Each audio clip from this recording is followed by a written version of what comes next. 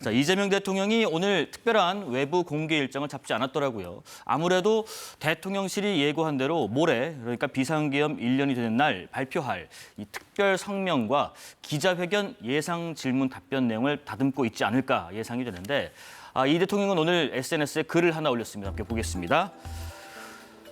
곳곳에 숨겨진 내란 행위를 방치하면 언젠가 반드시 재발한다. 이런 내용의 글을 기사와 함께 인용해서 올렸는데, 김 의원님, 일단 모레 특별 성명에서 대통령이 어떤 메시지를 낼까 예상하신다면요? 일단 이번엔 정말 그 헌정을 유린하고 민주주의를 파괴한 친위 쿠데타가 절대로 일어나서는 안 될 친위 쿠데타가 일어난 거잖아요. 예. 근데 이런 친위 쿠데타를 정말 성숙된 그 시민의 힘으로 막아는 것들이 또 시민들이기 때문에 일단 시민들에 대한 그 감사의 그 말씀을 하실 것 같고요. 네. 그다음에 저희 나라가 이제 그동안 이제 정권이 바뀌면서 유엔 총회라든지 에이펙이라든지 뭐 G20라든지 이런 걸 통해서 외교적으로 이제 우리 대한민국이 정상 국가가 됐다는 거를 확인시켰잖아요. 그와 관련된 K 민주주의 회복을 또 전 세계 다시 한번 좀 확인시키고 또한 가장 이제 중요한 것은 어쨌든 이제 개헌과 내란 이후에 이것을 제대로 된 청산이 좀 필요하거든요. 그래서 지금 특검을 통해서 1차적인 청산 작업이 이루어지고 있지만 헌법 존중 TF를 통해서도 그 내란 잔재에 대한 그 청산 작업을 이루어지고 있는데 그거에 대해서는 단호히 해야 된다라는 것이고 예. 그것을 내란 청산을 단호하게 해야만이 국민 통합이 가능하거든요. 그래서 국민 통합적 메시지 그리고 그를 기반으로 한 그 민생 경제 회복이라는 그 미래에 대한 희망적인 메시지 등을 아마 담을 것이라고 저는 생각을 합니다. 네, 일단 뭐 그 시민분들에게 또 감사의 뜻을 국민에게 좀 표할 것 같다는 말씀도 하셨고요. 그런데 지금 말씀하신 것처럼 이 통합에 대한 메시지도 나올 것 같다고 하셨는데, 근데 국민의힘은 그동안 그런 얘기했습니다. 정부 여당이 허구한 날 내란 타령만 하고 있다. 근데 지금 통합에 있어서 이런 비판적인 측면도 어떻게 생각하시는지 궁금합니다.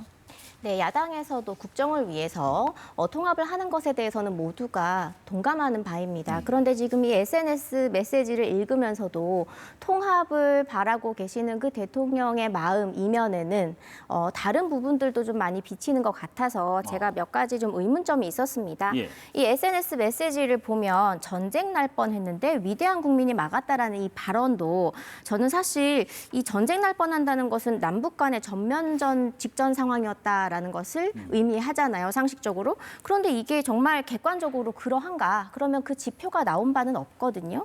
그렇다면 그 계엄과 그리고 또 이 내란 재판이 진행 중인 이 상황 자체를 전면전 직전으로까지 좀 부풀려서 국민들의 불안을 좀 자극하는 그런 발언이 아니셨나라는 생각도 좀 들고요. 그리고 또 하나는 계엄 명분으로 전쟁을 개시하려고 군대를 시켜서 풍선까지 날렸다라고 하는 그 발언 또한 이 모든 이 문장 전체에 추정만이 가득하지 현재 공개된 공소장이나 재판 내용에 실제로 누가 먼저 도발을 했다라는 것이 명시된 게 없고 일부 군인들의 발언만 지금 확인이 된 상태인데 이거를 가지고 정치적으로 대통령께서 이렇게 SNS에 글을 올리시면은 많은 국민들이 이것을 봤을 때는 어느 것이 팩트이고 또 어느 것이 정치적인 해석인가에 대해서 좀 의견이 많을 수 있겠다라는 그런 염려가 많습니다. 그래서 이 1주년을 두고 어떤 생각으로 이런 발언을 올리셨을까라는 걸 좀 생각을 해봤을 때 이제 내란 1주년 혹은 계엄 1주년이라는 이름으로 지금 많은 어떤 행사나 이벤트가 준비 중이지 않습니까? 현재 진행 중인 것도 있는데 내란 특검이 처음에는 외환유치죄, 그러니까 외환죄까지 검토를 했었는데 적하고의 공모 여부가 확인되지 않았기 때문에 이것을 일반 이적죄와 직권남용으로 기소를 한 거잖아요.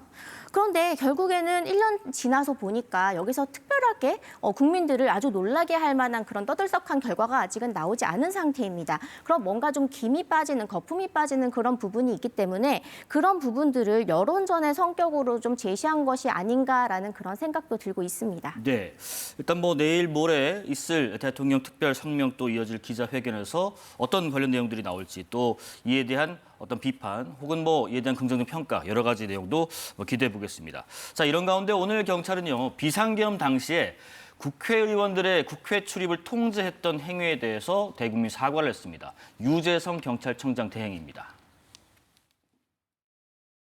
존경하는 국민 여러분, 지난 12월 3일 밤 비상계엄 선포 이후 경찰은 국회 주변에서 국회의원의 출입을 통제하였습니다. 당시 행위는 민주주의와 헌정 질서를 어지럽히고 국민의 일상을 위법한 행위였습니다. 당시 지휘부의 잘못된 판단으로 국민의 자유와 사회 질서를 지켜야 하는 경찰이 위헌적인 비상계엄에 동원되어 국민 여러분께 큰 실망과 상처를 드렸습니다. 진심으로 사과드립니다.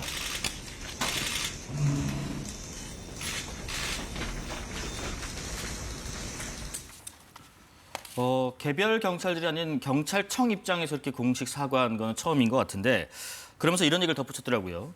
위헌위법한 행위에 경찰은 절대 동조하지 않겠다.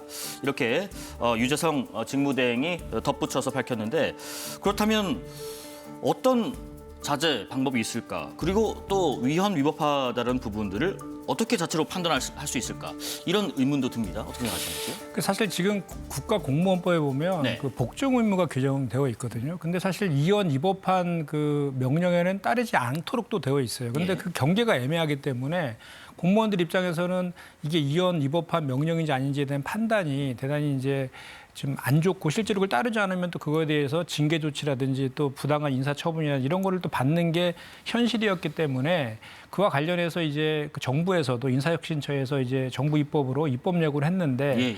76년 동안 이제 유지돼 왔던 국가공무원법 상의 복종의 의무를 좀 삭제하겠다라는 게 지금 입법 예고된 그런 상황이고요. 그렇습니다. 그래서 이와 관련해서 이제 12.3 불법 계엄 이후에 그런 부당한 명령에 따르지 않도록 하는 그런 보완 조치들이 필요하다는 차원에서 국회에 지금 계류된 법안이 한 100여 건이 넘더라고요. 그래요? 뭐 계엄법도 있고 거기에는 보니까 뭐 군형법도 있고 군인복무기본법, 뭐 국회법, 뭐 국가공무원법, 지방공무원법 등 다양하게 많고 저도 이제 그 대표 발의한 법안이 이제 그 군인복무기본법 등이 저도 이제 대표 발의한 건이 있었는데 이번에 이제 12.4 불법 계엄을 통해서 그 공무원들에게도 이제 부당한 명령에 대한 판단 그 여부를 판단할 수 있는 그 기회를 주고 실제로 그거에 대해서 부당하거나 위헌위법한 명령에 대해서 불복했을 때 불이익을 주지 않는 그런 걸 입법적으로 좀 그 제도화시키는 것이 좀 필요하다. 네네.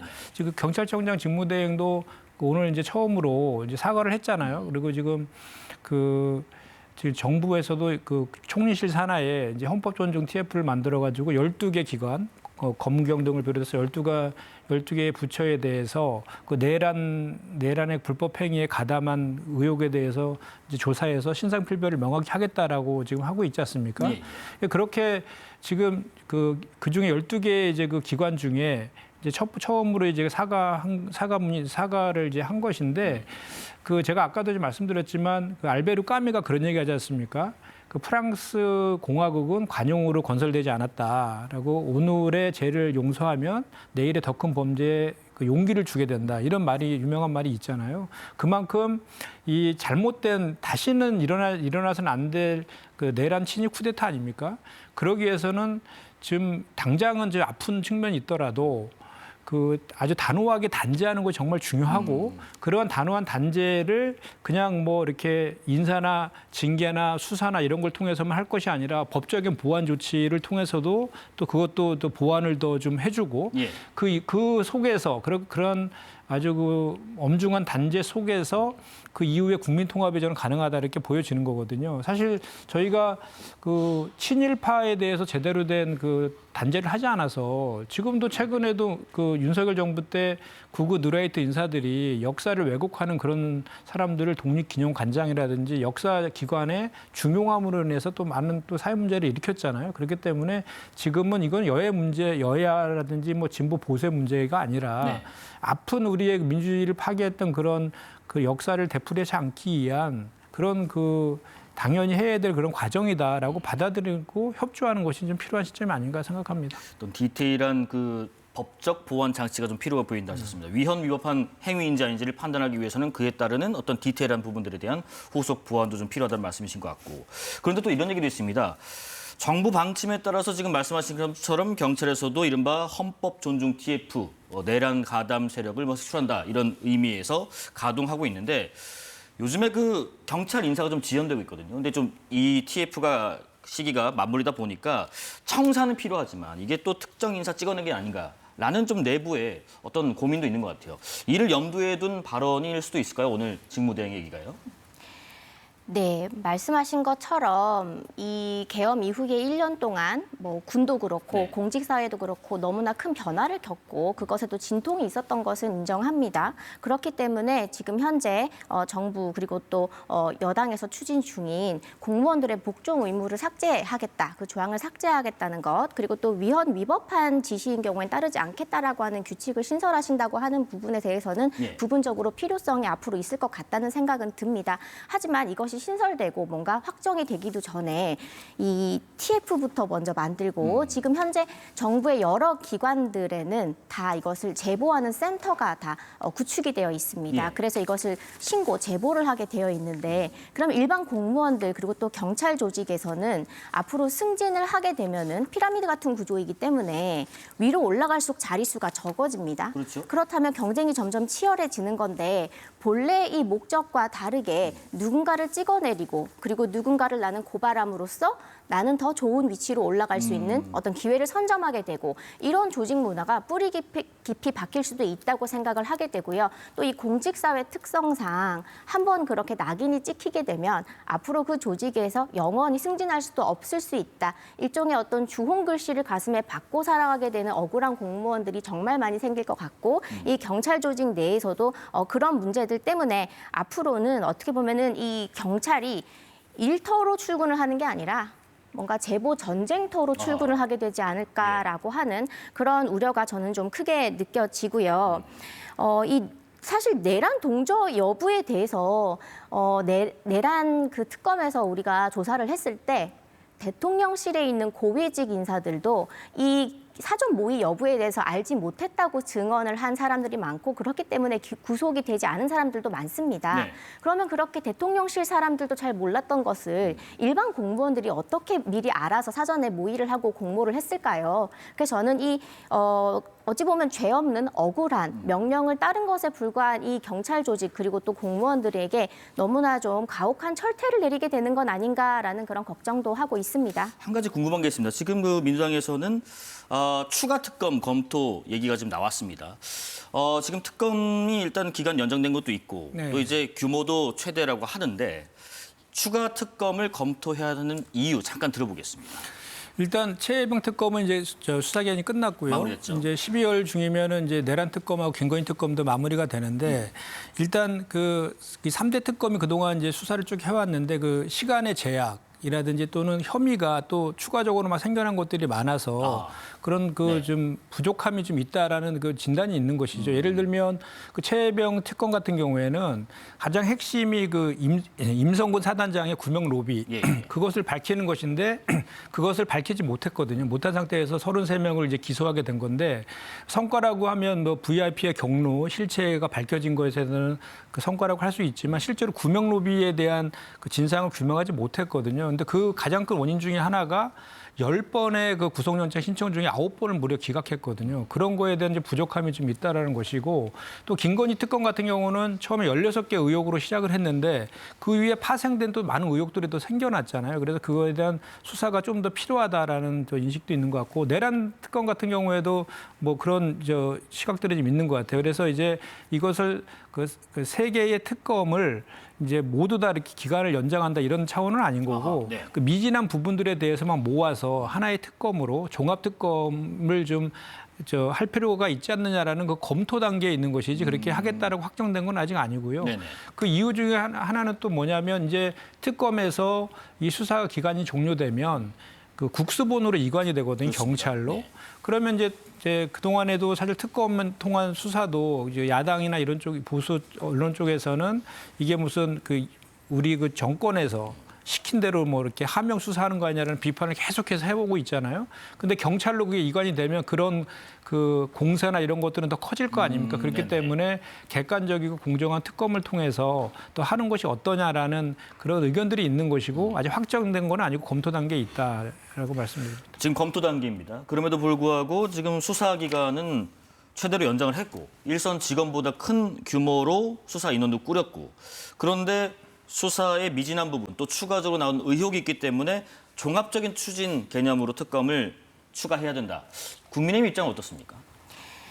네, 추가로도 밝혀야 될 게 있다라고 하는 부분에 대해서 저는 좀 의문은 있습니다. 왜냐하면은 이 영장을 발부했을 때, 영장이 발부되지 않고 기각이 됐을 때 이 핵심 판결 요지가 뭐냐면은 범죄 혐의 입증 부족이고 또 구속할 만큼의 중대 사유를 전혀 밝혀내지 못했다라는 내용이 적시되어 있는데 네. 이것은 어떻게 보면 애초에 죄가 없거나 혹은 죄가 뭐 경미하게 있다고 한들 이 특검의 수사 실력이 이렇게 많은 인원과 많은 혈세를 지원해도 그리고 연장을 또 하지 않았습니까? 그런데도 이 정도 성적이라고 하는 것은 이 특검의 수사 실력이 조금 저는 의문스럽다라는 생각이 들고요. 네. 그리고 인권 침해 부분도 우리가 짚고 넘어가지 않을 수가 없어요. 왜냐하면은 이 별건 수사를 하겠다라고 겁박을 주기도 하고 또 참고인으로 갔던 공무원이 자살하는 사건까지 있었지 않습니까? 그래서 그런 부분들 때문에 많은 국민들께서는 이 특검을 언제까지 지속할 것인가라는 그런 의문들도 많이 가지고 계시고요. 네. 이 특검은 또 정말 심각한 것은 세금 먹는 하마입니다.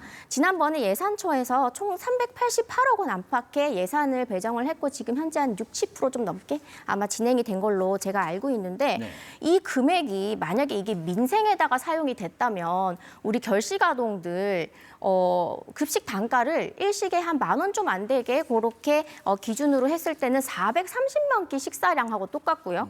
그리고 또 취약계층 에너지 바우처 같은 경우에는 약 12만 5천 가구에 한겨울 내내 난방비 지원금에 해당되는 것인데 정말 민생을 위한 예산을 우리가 지금 예산 안에서 여야가 또 격돌하고 있는 부분이 민생을 위한 그런 예산이다라고 민주당에서 이야기를 하고 있지 않습니까? 그렇다면 이 특검에 들어가는 과도한 예산을 민생으로 돌리는 게 사실은 이 성적표에 걸맞는 그런 판단이 아닐까라는 생각도 듭니다.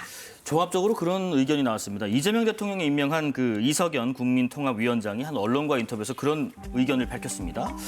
이른바 내란 관여 세력에 대한 단죄는 반드시 필요하지만 이게 특검으로 끝내야 한다.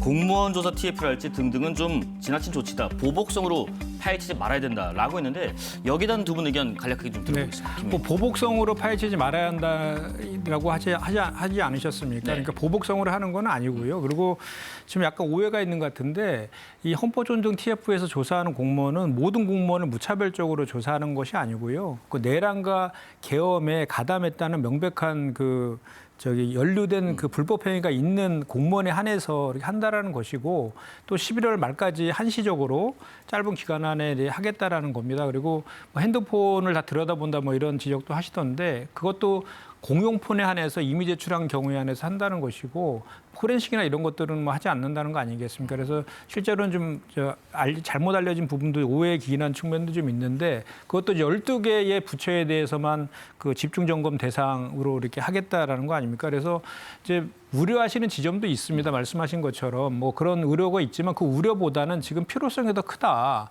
필요성이 더 크면 우려 지점에 대해서는 그 우려가 현실화되지 않도록 하는 그 조치들을 더 강화시키면 될 문제이지 그 우려가 일부 우려가 있다 해서 내란 청산이나 이런 거에 대해서 단죄해야 되는 그런 그 필요성을 간과해서는 저는 안 된다고 생각합니다. 우려되는 부분을 좀 보완하거나 애초에 우려가 생기지 않도록 조치를 하면 되는 것이지 그것 때문에 못한다는 것은 말이 안 된다는 말씀이신 것 같아요. 어떻게 생각하세요? 네, 저는 이 핸드폰을 수사를 하는데 이용을 하겠다라는 발상 자체가 헌법에 위헌 소지가 있다라는 생각이 좀 듭니다. 이것은 어떻게 보면은 공무원 전체를 사찰하겠다는 거와 똑같습니다. 물론 적극적으로 본인이 내는 사람, 핸드폰을 내는 사람에 대해서만 검사를 하겠다고 하겠지만 아무래도 옆에 있는 사람들은 다 핸드폰을 제출했는데 나는 뭔가 좀 내 개인정보가 민감해서 제출하고 싶지 않다. 그래서 제출을 하지 않게 된다면 아마 이분은 인사상의 불이익이 본인에게 올 수도 있겠다라는 생각을 하지 않을 수가 없습니다. 네. 그렇다면 자발적이라고 단서는 붙였지만 결론적으로는 모두가 내야만 하는 압박을 받는 것은 결론적으로 당연하다고 저는 생각이 되고요. 그리고 이것을 포렌식을 하거나 다른 목적으로 이용하지 않겠다라고 하겠지만 이 디지털 시대에 얼마 전에 우리가 개인정보 노출이 되거나 이것이 외부로 빼돌려진 적이 정말 많지 않습니까? 포렌식을 하지 않는다고 하더라도 이 공무원의 핸드폰에 있는 모든 기록을 핸드폰을 가지고 있는 채로 모두가 다 수사할 수는 없습니다. 그렇다면 결국에는 이 저장 정보를 백업을 한 다음에 돌려주고 일단 빨리 업무로 복귀를 하십시오라는 체제가 될 텐데 그럼 백업을 한 이 정보가 아무리 삭제된다고 해도 나중에 어떤 해커 집단에 의해서 혹은 다음 정부가 어떤 정부가 될 수도 모르는데 그 정부가 만약에 그것을 다시 포렌식을 해서 악용을 한다면 어떤 일이 벌어질까요? 현재 미국을 비롯해서 많은 사회에서는 AI를 이용해서 핸드폰이나 개인의 SNS에 있는 정보들을 모든 것들을 다 캐테고라이징을 합니다. 이 캐테고라이징을 하게 되면은 이 사람의 어떤 성향의 사람인지 앞으로 어떤 정부를 지지할 건지 어떤 정당에 참여를 하고 있는지 세세하게는 점심으로 무슨 메뉴를 주로 먹는지까지도 다 파악해낼 수 있다고 합니다. 그렇군요. 네, 이런 네. AI 기술과 결합을 하게 되면 단순히 공무원 핸드폰의 사찰만으로 끝난다고 저는 생각하지 않습니다. 모든 공무원들의 이마에 각기 다른 바코드를 찍는 것과 똑같다고 저는 생각이 되고 이것은 정말로 위험한 그런 발상이다라고 생각됩니다. 자, 이런 우려까지도 아마 촘촘하게 보완 혹은 사전에 우려가 나오지 않도록 조치를 좀 단단히 해야 될 필요도 있는 것 같습니다.